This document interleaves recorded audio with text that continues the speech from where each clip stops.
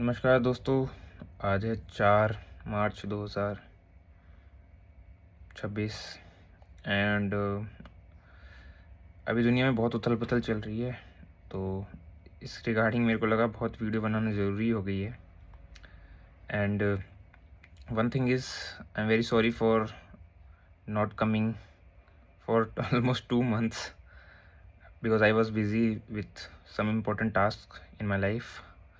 So I have got some time for you right now. So let's just talk about the Iran, Israel and US conflict going right now. So अभी जो खबर आ रही है, जो उसके मुताबिक जो हैं ईरान के सुप्रीम लीडर खुमैनी साहब, he has been killed by the US and Israel air strikes, जो कि वेल प्लान्ड थे काफ़ी।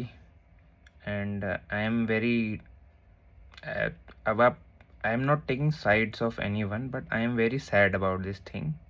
देखिए, there is no way any solution to kill head of states of any country, right? मैं ऐसा क्यों बोलना चाहता हूँ? मेरे को कोई लगाव नहीं है ईरान के साथ या खुमैनी साहब के साथ। मेरा मतलब ये है कि ये हम लिबिया, इराक, सीरिया में जो यूएस ने काम किए हैं उसका नतीजा हम भुगत चुके हैं। अफ़गानिस्तान में भी हम भुगत चुके हैं। फिर हम वो गलती क्यों दोहरा रहे हैं वापस? World should unite against United States for doing such heinous crimes against humanity. Why? यार, हेड ऑफ स्टेट्स को ऐसे हटाया नहीं जा सकता यार। They are holding power, right? आपने हेड ऑफ स्टेट्स को हटाया है। लिबिया में क्या हाल है आप देख लीजिए, अफगानिस्तान में क्या हाल है आप देख लीजिए, आप इराक, सीरिया में हाल क्या देख लीजिए। IS was made due to this vacuum of power. और मैं नहीं चाहता कि ईरान में ऐसा कुछ हो। समझ रहे हैं आप? Iran is very crucial for India, right? India के पर्सपेक्टिव से देखिए कि ईरान में एक स्टेबल गवर्नमेंट ज़रूरी है, ना कि वसाल स्टेट ज़रूरी है। सो मेरा मत तो यही है कि we should raise voice against this injustice going on this world. देखिए, ईरान जो है उसको कोई शौक नहीं है न्यूक्लियर बम बनाने का, ठीक है? किम जोंग उन को भी कोई शौक नहीं है न्यूक्लियर बम बनाने का, ठीक है? एंड वाई और यूएस से लड़ने का इन लोगों को कोई शौक नहीं है। These people are not just puppets of USA. That's the reason they are trying to make nuclear bombs so as to deter United States from invading their country and making them a vassal and puppet regime. समझ रहे हो आप समझ नहीं रहे। आज Iran गिरेगा, कल को कौन है? कल का दूसरा नंबर है अपना रशिया, चाइना और इंडिया का नंबर है। आप हल्के मत लेना। और मैं आपको कहता हूँ आज लिख के कि India will be the easiest one to be conquered, not by weapons. Weapon से नहीं कॉन्क्वर होने वाला India will be conquered by pen, thoughts. समझ रहे हो आप सोचो, इंडिया जो सोच रहा है ना कि हम तो न्यूक्लियर कंट्री हैं, फलाना है, हम ये हैं वो हैं, नहीं चलने वाला भाई साहब। India is the most easy to manipulate country. Democracy हैं हम। अभी इनके ये 5-10 बिलियन डॉलर फेंकेंगे ना इंडिया में, मीडिया वही बोलेगा जो ये चाहते हैं, NGO वही बोलेंगे जो चाहते हैं, इंटेलेक्चुअल्स वही बोलेंगे जो ये चाहते हैं। हमको तो ये ऐसे हराएंगे। चाइना और ये रशिया क्या है, इनको ये हराएंगे मिलिटरीली, ठीक है? समझना होगा हमें जो ये चल रहा है, it's not good for any one. I am not against Israel, I am not against United states, I am against the regime of USA and Israel. Simple बात है। देखिए, आखिरकार पैलेस्टीनियंस भी एक ह्यूमन ही है, we can't deny that, right? So I vow for the rights of Palestinian, I vow for the rights of Jews as well, together. I just don't want conflict in the world, right? I'm not against any religion or community. I'm with peace, to be frank. I'm against the diabolical leaders who are currently leading such big countries, and I'm ashamed that we have such pathetic leadership right now in this era who doesn't understand the power structures and how they operate. United States is such a, I don't know what, after United states में यार कोई ढंग का president आया ही नहीं लग रहा है। जॉन एफ कैनेडी के बाद मेरे को लगता है सारे वॉरमॉन्गर्स आके बैठ गए हैं इनकी सीट पे। सबको पैसा कमाना है, मिलिट्री इंडस्ट्रियल कॉम्प्लेक्स को बड़ा करना है। I don't know what, they just don't care about humans man. जो देश भगवान से नहीं डरता ना, वो किसी से नहीं डरता साहब। जो पैसे के लिए, जो देश पैसे पे मरता है ना, वो किसी का सगा नहीं है। मैं ये नहीं कहना चाहता कि यूनाइटेड स्टेट्स के लोग ख़राब हैं, मैं ये कहना चाहता हूँ उनकी सरकार ख़राब है। और ये ऐसा नहीं कि मेरे को शौक़ है ईरान के साइड लेने का। It's just that it doesn't make sense to wage a war that's so unnecessary for the whole world. हम सब सफ़र कर रहे हैं। अभी ऑयल शॉक होगा, स्ट्रेट ऑफ हॉर्मुज़ ब्लॉक्ड है। ऑयल, दुनिया भर का ऑयल जो है वो ब्लॉक हो रखा है वहाँ पे स्ट्रेट में। किसका फ़ायदा हो रहा है भाई? किसी का फ़ायदा नहीं होता इसमें। और इतनी बॉम्बिंग हो रही है गल्फ़ कंट्रीज़ की, जो उन्होंने इतने सालों से बिलियंस ऑफ डॉलर्स इन्वेस्ट करके अपनी कंट्री की रेपुटेशन बनाई कि सेफेस्ट कंट्रीज़। कहाँ है वो सब? मिट्टी में हो गया है भाई वो लोग। वो इंफ्रास्ट्रक्चर भाई, जब लोगों के मन में सेंस ऑफ सिक्योरिटी नहीं बचेगी तो क्या करोगे इन बिलियंस ऑफ डॉलर का भाई? आई होप इंडियन गवर्नमेंट, वैसे I know Indian government is very mature and they will see through this as well. And हमारे वैसे भी हमारे गवर्नमेंट का फॉर्मल स्टैंड रहा ही है 2 स्टेट सोल्यूशन का, and this should go on. We should never ever compromise on this thing. And रही बात मुसलमानों की, तो I am with all the Muslims who are suffering from this in Gulf country. I am with them. मैं यहाँ धर्म नहीं देखूँगा किसी का। देखो, उनके भी बच्चे हैं, उनके भी परिवार हैं, उनके भी रिलेटिव्स हैं। After all, right, we are just humans, right? Why are we fighting unnecessary wars for warlords जो बैठे हुए हैं सरकारों में, जिनको कोई मतलब नहीं है आपसे। वो उनको कोई मतलब नहीं है आपको 2 वक्त की रोटी मिल रही है नहीं मिल रही है। It's just that they live in luxury, उनको कोई फ़र्क नहीं पड़ता। और दूसरी बात, मैं खुमैनी साहब के बारे में भी कुछ बताना चाहूँगा।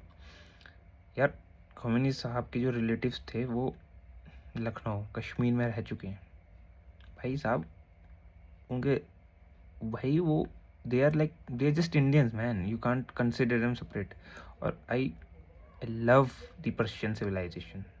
मैं पर्शिया की सिविलाइजेशन के लिए हमेशा, मतलब पर्शियन सिविलाइजेशन है, इजिप्शियन सिविलाइजेशन, और कोई भी सिविलाइजेशन है यार in the world, I am supporter of all civilizations. भाई जिन देशों के पास कोई सिविलाइजेशन नहीं है ना, जैसे यूनाइटेड स्टेट्स, उनको कोई दीन धर्म नहीं है, आप समझो यार। वो नहीं क्रिश्चियन मैन। अगर वो United State would have been a Christian country, it would never have been such an evil country. समझ रहे हो आप? जो भगवान से डरते हैं वो इतने ईविल नहीं होते यार, नहीं होते। ये सब पैसे की भूख है, ग्रीड जो हम सबको खा रही है। Greed for natural resources, greed for power, greed for, क्या ही बोलूँ मैं, ग्रीड तो ख़त्म ही नहीं है इन लोगों की। तो हमारा उद्देश्य ये होना चाहिए कि हम चाहें कि हम पीस मेंटेन करें गल्फ़ कंट्रीज़ में, मिडल ईस्ट में, और जिस देश को जैसे रूल होना है उसको वैसे होने दीजिए। जिस देश की जो प्रॉब्लम है उनको खुद सॉल्व करने दीजिए। क्यों हमने टांग अड़ानी है? क्यों हमने वो बनना है चैम्पियन ऑफ डेमोक्रेसी? क्यों बनना है भाई? अब आप कहेंगे नहीं, इसमें मोरालिटी यार, मोरालिटी नहीं काम करती। This is not how world works man. World works with power structures. If there is none, then there is the result is IS। ठीक है, नाजीज ऐसे होते हैं भाई ये, मतलब फिर आप आउटकम देखो क्या होता है फिर, जो पावर स्ट्रक्चर्स नहीं होते हैं। तो इवन तालिबान, जो आप कंसिडर करते हो कि वो एक टेररिस्ट ग्रुप है, they are not terrorist group man, they are rebels. ठीक है, रेबल्स हैं। रेबल्स और टेररिस्ट में फ़र्क होता है, ठीक है? और इंडियन को समझना चाहिए कि जो ये इंडियन मीडिया आपको ये जो ये आपको क्या बोलते हैं, गोलियां देते हैं कि khomeini, ईरान, फलाना, ये वो। भाई इंडियन मीडिया की मत सुनो, ये घोंचू हैं, ये दल्ले हैं, मैं बोलूँगा टू बी फ्रैंक। ये पैसे खाते हैं, कहाँ के? वेस्ट के पैसे खाते हैं ये हरामजादे। हमें गाली देनी पड़ रही है क्योंकि ये हमारी जनता को मूर्ख बना के रखा है इन लोगों ने, कभी सच्चाई नहीं बताते। तो यार ईरान, हमारी सिविलाइजेशन एक्सटेंड होती है ईरान तक, वो हमारे सिविलाइजेशनल ब्रदर्स हैं एक तरीके से। अब मैं बोलूँगा देयर आर कज़न्स। हिस्ट्री में पढ़ोगे तो वो हमारे कज़न की तरह ही हैं। तो हमारे कज़न पे कोई देश आगे ऐसे हमला करेगा और उनको अपने पैर की जूती बनाए, ये तो हमें बर्दाश्त नहीं होना चाहिए भाई। After all Iranians have been and have a shared history with Indians. They respect us man. हमें भी उन्हें रिस्पेक्ट करना चाहिए। और ईरान के लोगों ने कितना कंट्रीब्यूशन किया हमारी कंट्री में, वो भी तो देखो, पारसियों ने। अब यहाँ धर्म नहीं देखूंगा मैं, after all they are Iranians man. हमारे रतन टाटा जी हैं, ठीक है। पारसियों ने कितना कुछ किया इंडिया के लिए, एक छोटी सी कम्युनिटी ने इतना कुछ किया है। हम इसमें क्यों हम जाएं कि भाई वो धर्म के बारे में, इन चीज़ों के बारे में। भाई देखो, हर every religion has something bad and something good, but after all it's just how they behave, right? How this is how they conduct themselves in the real world, that's more important, right? हाँ, मैं मानता हूँ कि theology और politicians मतलब they manipulate people to do bad things. I think इसका एक one of the big factor is poverty as well, right? अब भाई भूखे आदमी को तुम बोलोगे कि भाई तू देशभक्त बन जा, कैसे यार? नहीं, पॉसिबल नहीं है ना यार। भूख, उसके पहले पेट तो भरो आप, उसको उसको उतना तो उसकी बेसिक सर्वाइवल इंश्योर करो ना कि भाई वो गलत रास्ते पे जाए ही नहीं, तो बेमतलब की चीज़ों को ना करे। तो हमारा तो मत यही है कि we should vow for peace and we should vow for कि अब मैं क्या बोलूँ यार, Benjamin Netanyahu is a war monger man. अब मानोगे नहीं बात, he is a war monger. Israel का friend, Israel is friend of India, I consider that good thing, not bad thing, but I don't consider कि हम उनके मतलब बो ही कर जाएँ उनकी एजेंडा के खिलाफ।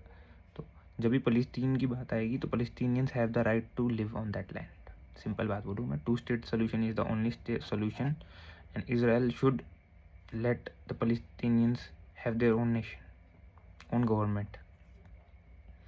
That will the only solution I think that है।